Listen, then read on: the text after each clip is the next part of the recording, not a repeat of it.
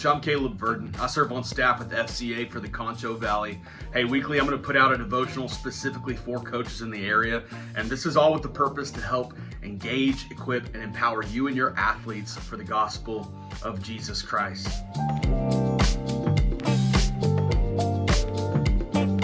Well, we're in that time of the year where football has come down to an end, and I want to talk about handling disappointment.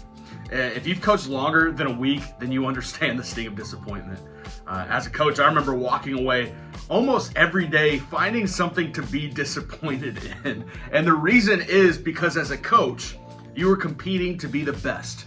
You are pushing athletes to be their best, and you want their best. But disappointment, it comes when they don't see it in themselves. Disappointment comes when their attitudes steal the win away from them. Disappointment comes when the effort was there, but there was a mistake made. It comes when you should have won the game, but there was a bad call. It comes whenever they're acting wrong off the field. Disappointments are real. Disappointments produce a sense of sadness resulting from an unfulfilled expectation.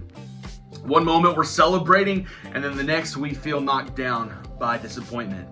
In Matthew chapter 26, Jesus faces a situation that really capsized great disappointment.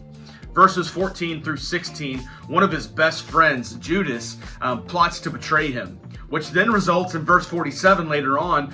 There's this capture of Jesus with this huge mob. And then in verse 48, we see that Judas takes it a step further, betrays Jesus with a kiss. So how does Jesus respond? Well, he calls Judas his friend in verse 50. He told those that were there to take him away to put away their weapons in verse 52. He asked questions and referred the crowd to scripture in verse 54. But notice this, Jesus did not wallow in his disappointment.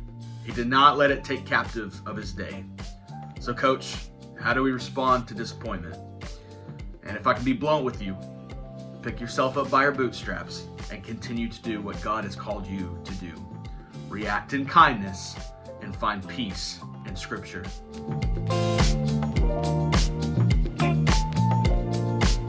Hey, thank you for joining today.